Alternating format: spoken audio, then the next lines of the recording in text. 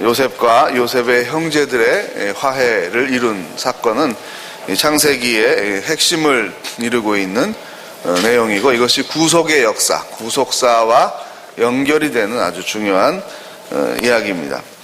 그래서 우리가 요셉 이야기를 여러 번 아마 설교를 많이 들으셨을 텐데, 저도 그렇고 준비해서 선포할 때 되게 핵심이 이제 요셉이 얼마나 훌륭한 사람이었는가, 애굽으로 팔려가는 그런 참담한 상황, 그 어려운 상황, 그 역경을 딛고 이겨서 애굽의 재상까지가 돼서 그 놀라운 힘을 가지고 있었지만 그 힘을 원수 갚는 데 사용하지 않았다라는, 그래서 성경의 가장 위대한 인물 중에 한 명으로 요셉을 소개하고, 또 교회학교에서는 이 요셉을 그래서 본받으라는 것으로 계속 이야기를 강조하게 되었습니다. 그런데 제가 2006년에 국제 유학생 수련회, 우리나라의 청년들이 이제 유학을 많이 가서 세계 주요 도시에서 공부를 하고 있습니다. 그래서 그들에게 한국에 있는 목사님들, 또 교수님들, 또 기업체의 주로 장로님들이 많죠. CEO로 있는 분들이 이제 가서 젊은이들 수련회를 하는 걸 이제 국제 유학생 수련회라고 하고요. 영어 약자로는 이제 코스타라고 합니다. 06년도에 제가 처음으로 이제 코스타 강사로 가기 시작을 했는데요. 그때 주제가 화해였습니다. 화해. 그래서 제가 주제 강의를 맡게 돼서 그 성경을 다시 보면서 어떤 걸 본문으로 하면 좋을까, 그래서 요셉 이야기를 하고 다시 주회를 보고 성경을 읽다가 새로운 부분을 하나님께서 느끼게 해 주셨습니다. 그것은 무엇인가 하면, 요셉의 훌륭함에 포인트를 두지 말고 요셉을 팔아 넘겼던 형제들의 아픔에 대해서 좀 주목해보는 시선을 좀 가져봤습니다. 그런 가운데 화해를 어떻게 할 수 있을까, 우리 개인과 가정, 그리고 나아가서 우리 민족의 화해에 대해서 같이 생각하는 말씀을 나눴습니다. 이 이야기를 하는 동안에 곳곳에서 청년들이 많이 후느껴 우는 것을 보고 제가 얼마나 놀랐는지 모르겠습니다. 나중에 이제 한국에 제가 돌아와서도, 그때는 이제 싸이월드 홈페이지가 유행이었는데 거기 이제 비밀 방명록, 그래서 이제 소감을 나누는 글이 많았는데, 그 요셉의 그 형들, 팔아넘겼던 형들의 아픔이 바로 저의 아픔이었습니다라고 고백하는 많은 청년들이 있었습니다. 그래서 심지어 어떤 자매는 어떤 오래 사귄 친구가 청혼을 했는데 가족 간의 상처를 경험하게 되니까 결혼에 대한 상이 무너져서 청혼에 응답을 못하고 나는 결혼 안 하고 혼자 살아야 되겠다, 그런 생각을 하면서 코스타에 참여를 했는데, 요셉 이야기를 다시 듣고 기도하는 가운데 하나님께서 내 깊은 상처를 위로해 주셨고, 또 엄마의 아픔, 슬픔에 대해서 또 하나님께서 느낌을 주셔서 결혼할 수 있는 용기가 생겼다고, 그렇게 그 이후에도 교제를 하고 지금 아기를 낳고 상해에서 살고 있습니다. 상해에서 잘 살고 있는 모습을 몇 년 전에도 제가 보고 왔습니다. 채색 옷을 입혔다라는 것, 우리가 요셉을 주인공으로 읽다 보면요, 요셉이 주인공이니까 12 아들 중에도 특출났으니까 지혜롭고 착하고 신앙도 좋고, 그러니까 당연히 채색 옷을 입혀야죠. 그렇게 생각할 수 있습니다. 그러나 여러분, 요셉의 형들의 입장에서 다시 생각해 보십시오. 레아의 아들들, 레아의 종의 몸종의 아들들은 찬밥입니다. 아버지가 누구를 좋아하는지 알죠. 아버지가 누굴 좋아합니까? 라헬을 좋아합니다. 라헬에게서 나온 아들은 요셉이죠.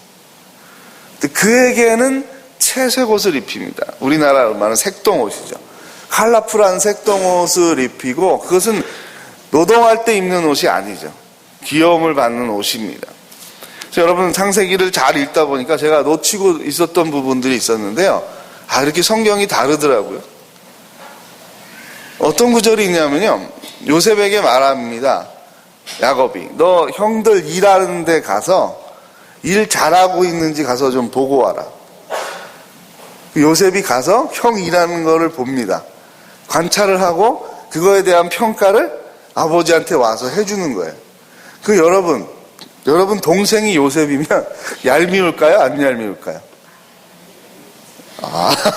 네, 다 넓으신 마음이라 안 얄미울 수도 있겠죠. 네, 우리 엄마가 낳은 아들이라면 안 얄미울 수도 있습니다. 그런데 문제는 뭡니까? 엄마가 달라요. 아버지는 같은데 엄마가 달라요. 엄마가 달라요. 그 아픔이 있습니다. 형제마다 입장들이 조금씩 다르죠. 늘 근심하고 그 어떤 사랑받지 못해서 우울해하는 엄마를 보고 자란 형들이 있습니다. 그런데 아버지는 이모죠. 그것도 다른 여자가 아니라 이모예요. 이모와 그가 낳은 아들 요셉만 이뻐해요. 아주 구분해서 그에게는 일 시키지도 않고 일하는 우리를 감독하게 하고 그에게는 채색 옷을 입히고 있습니다. 더군다나 그가 꿈을 꿨는데 형님들이 나한테 다 절을 하게 된다. 요셉은 그 사랑을 많이 받으면 자존감이 높아지는데 높아지는 거를 더 오버하게 되면 주책 맞아지는데 이 주책 맞은 거죠. 그렇지 않아도 형들이 미워 죽겠는데 형들은 앞으로 나한테 다 절을 하게 될 거라고 이 얘기를 했습니다.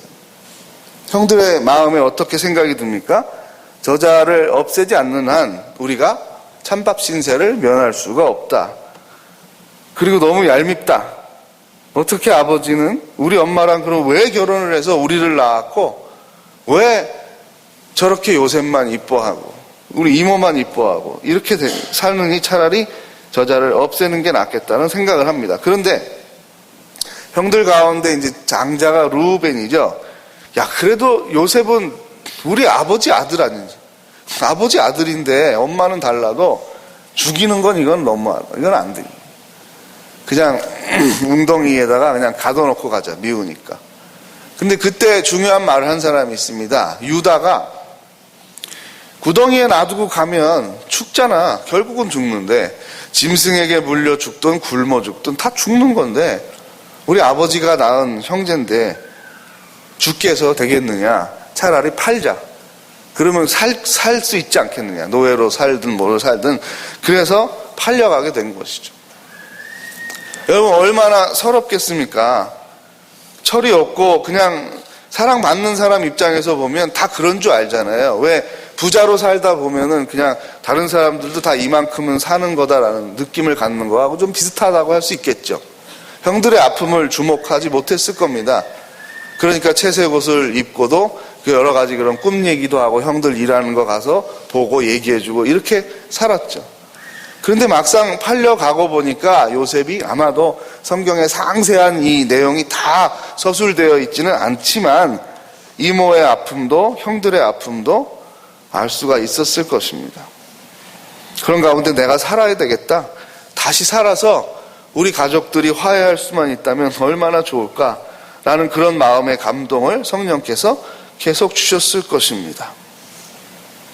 그 가운데 이야기는 뭐 우리가 잘 아니까 생략을 해도 되겠습니다. 많은 우여곡절과 그런 고난을 견디고 하나님을 경외한 요셉은 애굽의 재상까지 가는 그 당시의 세계에 있어서는 가장 강대국이고 가장 잘 사는 나라의 재상이 다른 민족에서 노예로 팔려온 사람이 된다라는 거는 요즘으로 말하면은 인생 극장에 나와야 되는 거죠. 이게 정말 인생 역전이죠. 텔레비전이 없어서 출연을 못했을 뿐이죠. 얼마나 많은 프로그램에 나와서 인터뷰를 하고 그랬겠습니까? 그런데 하나님께서 이들을 다시 극적으로 만나게 하는 장면이 기가 막힙니다. 팔레스틴 지역에 가나안 지역에 아주 혹독한 기근이 일어났습니다. 이미 요셉의 꿈에 나타나서 계시해 주셨던 것이죠.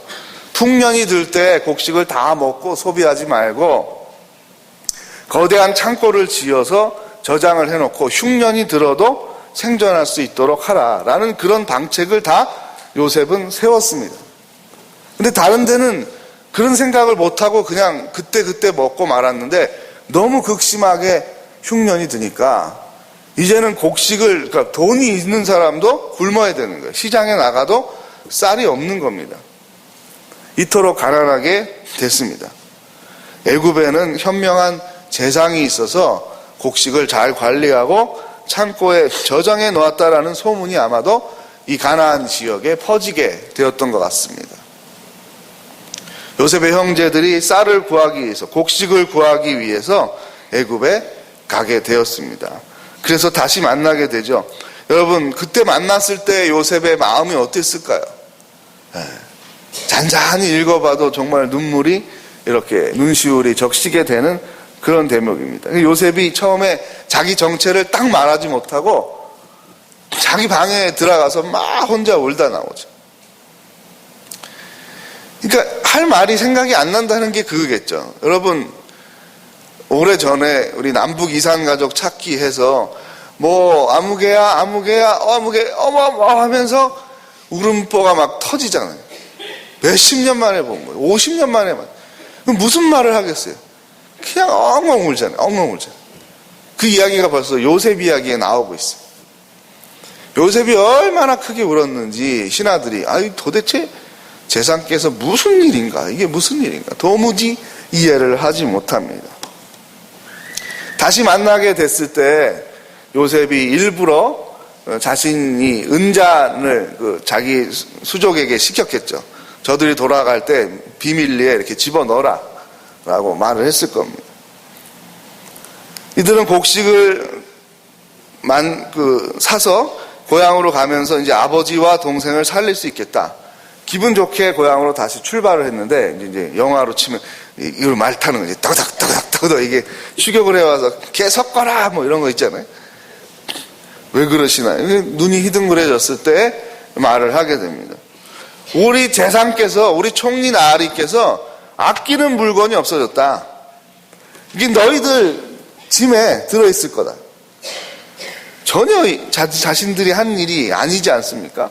그럴 리가 없습니다. 우리가 곡식을 구한 것만도 너무나 감사한 일인데 우리에게 환대를 해주셔서, 재상께서 친히 환대를 해주셔서 우리는 영문을 모르고 이 어찌 된 일이냐라고 하고 있는데, 무슨 소리입니까? 절대 그럴 리 없습니다.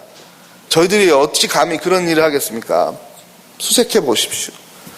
그런데 이미 넣어놨던 은잔이 발견됩니다. 이 형들이 얼마나 죄책감 가운데 살아왔겠습니까? 요셉이 어떻게 됐을까? 죽었을까? 어느 날 자살하진 않았을까? 어느 날 맞아서, 노예 생활하다가 맞아서 병들어서 죽진 않았을까? 세월에 함께, 시간이 흐름과 함께 이 형들도 더 철이 들기 시작하면서 마음이 더 아파왔을 것입니다. 우리가 너무 그때 어렸다. 우리 나름대로는 이유가 있었다고 생각을 했지만 그래도 아버지 아들인데 동생을 노예로 다른 나라에 팔아먹고 그걸 아버지한테 와서 짐승에게 잡혀 먹었어요 라고 한 것은 우리가 정말 하나님 앞에 언제 어느 날 벌을 받아도 우리는 할 말이 없다. 이런 두려움 가운데 형들은 살아왔습니다. 근데 오늘 바로 그런 날이 온 거죠. 애굽의 재상이 우리를 환대해줘서 이게 어찌된 일인가 하고 가고 있는데 그의 은잔을 우리가 훔쳤다니, 우리 중에 훔친 사람이 있느냐? 아무도 없을 것이다. 우리가 하나님의 벌을 받나 보다, 이제는 죽었다라는 생각을 하고 있었습니다.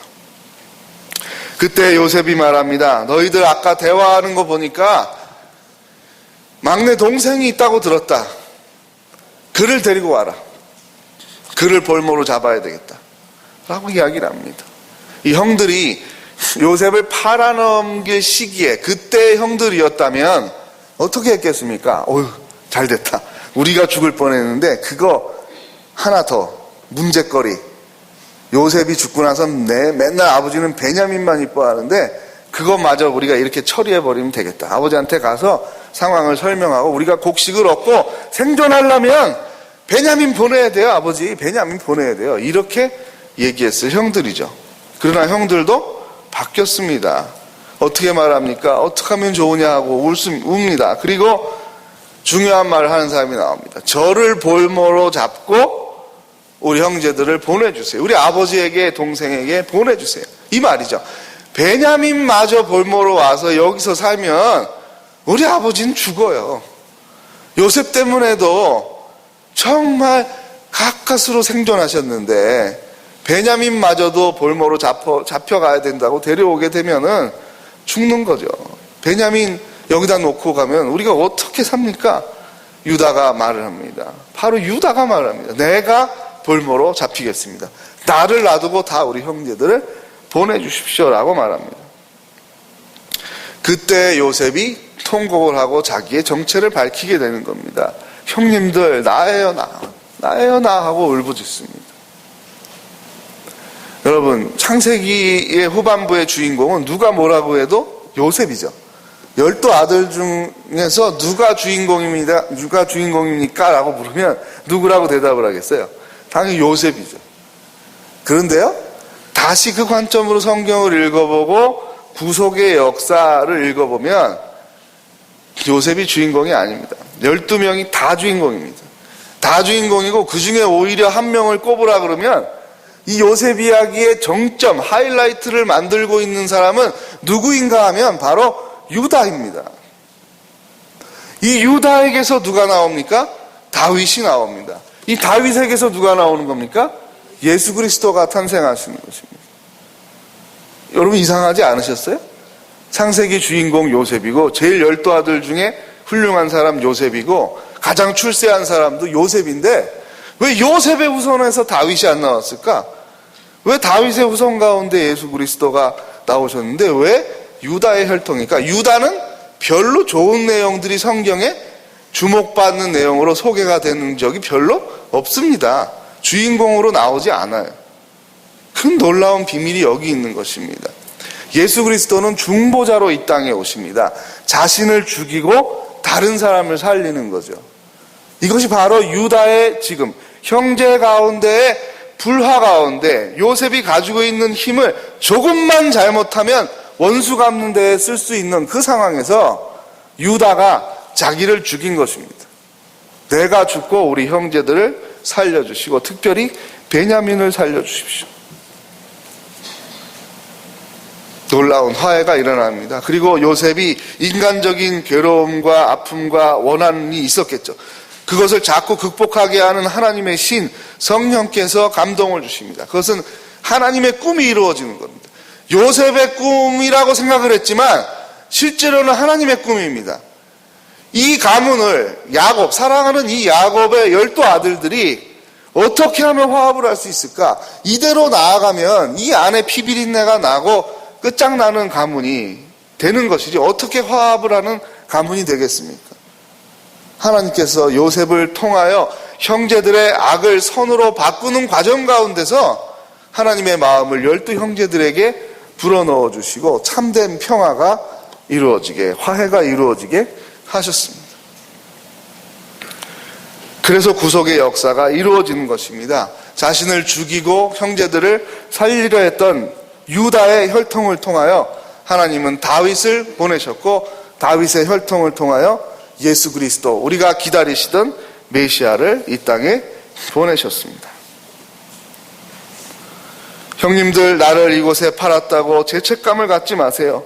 하나님이 우리 모두의 생명을 구하시려고 나를 먼저 이곳에 보내셨던 것입니다. 나는 오늘 슬퍼서 오는 것이 아닙니다. 행복해서 오는 것입니다. 우리가 살아있고 살아서 이렇게 화해를 했으니 살아서 내가 형님들과 베냐민을 그리고 아버님을 볼 수 있다니 나는 죽어도 좋습니다. 이런 감격의 눈물바다가 되고 있습니다. 이 이야기를 준비하면서 저는 가족의 화해뿐만 아니라 우리 민족의 아픔과 화해도 함께 생각하게 되었습니다. 하나님께서 우리 대한민국에 복을 주셔서 정치, 경제 그리고 우리 교회가 부흥하도록 복을 내려 주셨습니다. 우리가 가지고 있는 힘을 원수 갚는 데 사용하지 않고 오히려 가난하고 병들고 영적으로 황폐해진 그 땅을 마음속에 품기를 기대하고 계십니다. 오늘 요셉의 이야기가 바로 우리 민족에게 일어나야 하는 일입니다. 1000만 명이 넘는 이산 가족들이 살고 있고 안타깝게 속속 이제는 하나님 나라로 가는 아이들이 되고 말았습니다. 젊은이들은 통일에 대해서 관심이 없습니다. 또 중년 한창 경제생활을 하는 중년들도 통일이 필요한 건 알지만 현실을 압니다. 통일이 되면 대한민국이 손해봅니다. 여러분, 잘 사는 형제와 못 사는 형제가 합쳐서 같이 살면 누가 손해를 보겠습니까? 잘 사는 형제가 손해를 보는 거죠. 우리가 훨씬 더 손해를 볼 것이 명확합니다. 통일을 바라지 않습니다. 통일되면 우리가 훨씬 손해야 라고 생각하는 사람들이 많습니다. 어떻게 해야 되겠습니까? 하나님께서 누구를 통하여 통일을 이루시겠습니까? 바로 아버지의 마음에 공감할 수 있는 교회를 통해서입니다. 교회도 대대적으로 통일운동을 했던 때가 있습니다. 통일을 위한 기도회를 했던 때가 있습니다. 그러나 지금은 거의 찾아보기가 힘듭니다. 통일을 기원하는 콘서트도 그렇게 많았었는데 지금은 찾아보기가 힘듭니다. 정말로 모두가 포기한 것 아닌가라는 생각을 가질 정도로 통일과 관련해서 집회를 여는 것도, 세미나를 하는 것도, 기도회를 하는 것도 보기가 어렵습니다. 이렇게 100년이 지나가 버리면 어떻게 되겠습니까? 전쟁을 경험하고 이산가족을 체험한 우리의 조부모님과 부모님 세대들이 다 돌아가시면 어떻게 통일을 하고자 하는 사람들이 나오겠습니까? 참으로 우리 민족을 바라보면 안타까운 일입니다. 너무나 아픈 일입니다. 전 세계 220여 나라 가운데 같은 민족이 분단되어 있는 나라는 딱 한 나라밖에 없습니다. 우리나라밖에 없습니다. 하나님께서 우리에게 종교의 자유를 주셔서 이토록 교회가 부흥하게 하셨습니다. 교회의 선교 사역을 지원하시는 가운데 경제적인 부흥도 주셨습니다. 하나님께서 우리에게 북한과 함께 갈 수 없겠냐라고 물으십니다. 그러나 우리가 귀를 막고 있었던 것은 아닌가 돌아보게 됩니다. 우리 민족이 통일이 되어 함께 힘을 합쳐서 세계 열방을 섬기는 꿈을 한국교회가 꾸어야 합니다. 그러나 이 꿈은 하나님의 꿈입니다. 하나님의 꿈에 우리도 동참할 수 있어야 합니다. 가장 가까이 있는 나라, 같은 언어를 사용하는 우리 민족인데 5대양 6대주의 전부 남미 대륙까지 선교사를 파송하고 있는데 정작 북한에는 보낼 수가 없습니다. 이것이 우리의 현실입니다. 하나님은 통일을 반대하셨던 것이 아니라 통일을 준비하는 사람들을 기다렸던 것입니다. 통일의 비전을 가지고 하나님의 꿈을 함께 꾸며 하나님께 쓰임받기를 각오하는, 내가 손해를 볼지라도 경제적인 손해, 또한 여러 가지 시간과 정성의 손해, 한국교회가 많은 봉사와 전도와 선교를 하려면 돈뿐만 아니라 많은 정성이 필요합니다. 시간의 헌신이 필요합니다. 이 모든 마음을 하나님의 마음과 공감하기까지 하나님은 기다리고 계시고 통일의 비전을 가진 사람들을, 교회들을 찾고 계십니다. 2000년도에 통일을 기원하는 콘서트가 있었습니다. 부흥 2000 콘서트입니다. 그것이 전국을 순회하고 마지막으로 제가 있었던 동안교회와 그리고 경희대 노천극장에서 콘서트를 했습니다. 그때 북한에 관한 북한을 다녀온 민간 단체에서, NGO에서 영상 자료를 줘서 그것을 한 카트씩 보여주면서 한 가수가 나와서 찬양을 하고 다 같이 통성 기도를 하고 그렇게 콘서트를 진행을 했었습니다. 가수들도 울고 준비하는 저도 울고 거기 모여있는 2000명의 청년들이 다 같이 울었습니다. 김동호 목사님이 마지막 결단 기도를 할 때 하나님께서 언젠가 10년 뒤든 20년 뒤든 통일을 허락하여 주실 때 우리가 정말로 이 자리에 모인 사람들은 1년 이상 북한에 가서 삽시다. 가서 가난한 사람들을 돕든 장애인을 돕든 전도를 하러 다니든 1년 이상은 북한에 살면서 북한의 재건을 위해서 헌신합시다. 그 마음에 공감하는 사람들 일어나십시오. 같이 결단 기도를 합시다. 라고 했습니다. 저도 마음에 뜨거운 눈물과 감동과 함께 일어났습니다. 수많은 청년들, 1000명 가까운 700명일지 800명일지 모르지만 반절 가까이 되는 젊은이들이 일어나서 울부짖으며 하나님께 기도했습니다. 우리가 북한에 가겠습니다. 어떤 방법으로든 주시면 가겠습니다. 그 이후에도 저는 그 기도를 잊지 못합니다. 하지만 북한에 갈 수가 없습니다. 갈 수가 없어서 청년들을 지도할 때 북한의 국경을 갔습니다.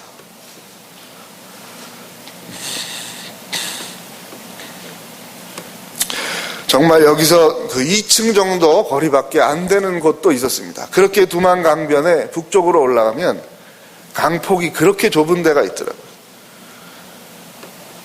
거기서 아이들이 수영을 하고 놀고 있었습니다. 우리가 소리를 지르면 그들도 인사를 합니다.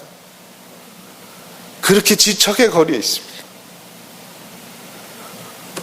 또 그들이 배가 고파 굶주릴 때 그쪽을 건너오다가 북한 군인이 쏜 총에 의해서 많이들 죽었다는 그 조선족 가이드의 설명도 들었습니다. 이 강변에서 참으로 작년에 많이 죽었다고 그 설명을 들었습니다. 그렇게 가까운 곳에 있습니다.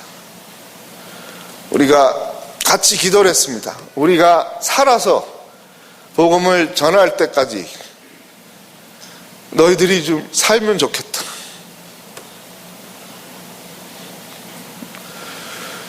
그런 마음을 우리 성령께서 주셨습니다. 모든 청년들이 밤에 평가회를 하면서 다 울었습니다. 오늘 본 아이들을 우리가 다시 볼 수 있게 해주십시오. 그때까지 살려주시고 하나님께서 북한의 문을 열어주시고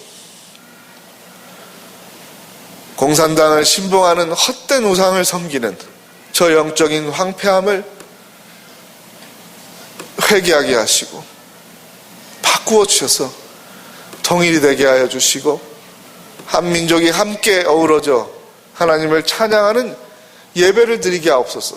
그렇게 기도하면서 백두산 천지를 보면서 울었던 기억이 납니다. 저도 한동안 살아가면서 5년이 넘도록 이 비전을 잊고 살았습니다.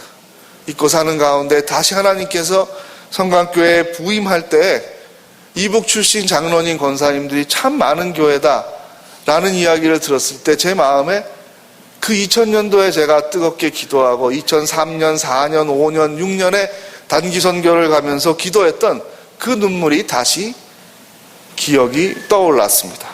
그래서 함께 장로님들과 대화하고 의논하는 가운데 할 수만 있다면 우리가 작은 벽돌 하나라도 우리가 큰 일은 못해도 통일을 이루는데 벽돌 한 장이라도 놓을 수 있는 교회가 된다면 그렇게 하면 좋겠다라는 말씀들을 나누고 같이 공감해 주셔서 이제 북방선교의 비전을 가지고 벽돌 하나를 놓기 시작을 하려고 합니다. 성도님들도 함께 기도해 주시고 하나님께서 우리 한국교회 전체를 사용해 주셔서 통일의 가업을 이루게 하여 주시고 통일된 우리 민족이 하나님께 예배하며 영광 돌리는 가운데 전 세계 5대양 6대주의 선교사를 가장 많이 파송하는 민족으로 하나님께 쓰임받는 우리 민족이 되기를 간절히 기도하고 후원하는 우리들이 되기를 바랍니다. 410장 1절을 부르시겠습니다. 찬송 410장입니다.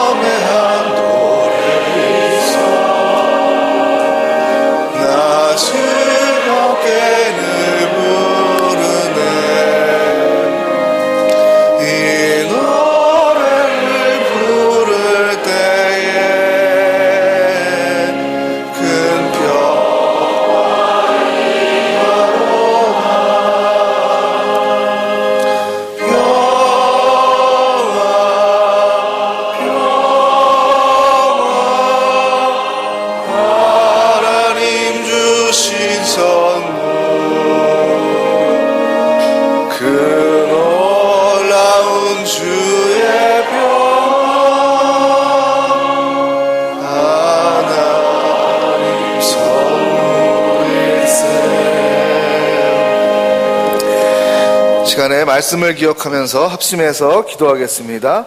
우리가 통일을 이루어야 한다는 사실을 잊고 살기가 쉬운데 하나님 그 비전을 다시금 허락하여 주시고 한국교회가 하나님께 평화의 도구로 쓰임받게 하여 주시고 성광교회도 미력하지만 하나님께서 통일의 과업을 이루실 때 벽돌 한 장을 놓는 마음으로 동참하기를 원하오니 우리의 정성을 받아 주옵소서. 우리의 젊은이들이 통일을 잊지 않게 도와주시고 통일의 비전을 가지며 통일을 준비하는 젊은이들 성강교회에서 배출할 수 있게 해달라고 이 시간 함께 동성으로 기도하겠습니다.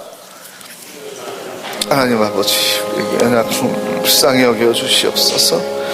우리 민족의 아픔을 아시는 아버지 하나님, 아직도 떨어져 있는 갈 수 없는 이 땅을 불쌍히 여겨 주시기를 원합니다. 하나님, 많은 사람들이, 아니 대부분의 사람들이 통일을 생각하지 않습니다. 통일을 생각하지 않는 이때 하나님, 한국교회에 다시 성령의 기름을 충만하게 부어주셔서 통일을 위하여 기도하며 간구했던 그러한 일들이 이루어지게 도와주시고, 사람의 생각으로 할 수 없고 사람의 힘으로 할 수 없지만, 우리의 지혜로 할 수 없지만 아버지께서 힘 주시고 지혜 주실 때 하나님께 쓰임받으며 우리 민족이 평화롭게 통일을 이루게 되기를 원하오니 아버지여, 우리를 사용하여 주옵소서. 통일 한국을 이루어 선교하며 5대 양육대주의 선교사를 파송하는, 전 세계에서 가장 많이 선교사를 파송하는 우리 민족이 되기를 원하오니 아버지여, 우리에게 통일을 허락하여 주시옵소서. 북한의 위정자들의 하나님을 두려워하는 마음을 허락하여 주시고, 백성들을, 시민들을 사랑하는 마음을 주셔서 개방을 이루게 하시고 통일을 이루게 하여 주시옵소서. 먼저 개방을 하게 하여 주시옵소서. 종교의 자유를 주시옵소서. 선교할 수 있도록 길을 열어주옵소서. 문을 열어주시기를 소망합니다. 하나님, 역사하여 주시옵소서. 하나님께서 우리 한국교회가 평화의 도구로 사용되길 바라고 계심을 믿습니다. 많은 사람들이, 아니 대부분의 사람들이 통일을 잊고 살지만 한국교회가 다시 깨어 기도하게 도와주시고, 성강교회가 통일을 위해, 화해를 위해, 평화를 위해, 세계선교를 위해 쓰임받는 교회가 되게 하여 주시옵소서. 세계선교의 주역이 되는 한민족, 통일된 한민족을 아버지께서 꿈을 꾸고 계신 것을 우리도 느끼며 동참하게 하여 주시옵소서. 우리에게 경제력을 주시고 우리에게 교회의 부흥을 주셨으면 우리가 통일을 감당할 능력을 기르고자 함이니 아버지께서 우리에게 주신 능력을 우리만을 위하여 사용하지 않게 하시고 통일을 위하여, 또한 아시아와 전 세계를 향하여 평화의 민족이 될 수 있도록 주여 우리를 돌봐주시고 통일시켜 주시고 우리를 사용하여 주시옵소서. 우리 민족을 사랑하시는 예수 그리스도의 이름으로 기도하옵나이다. 아멘.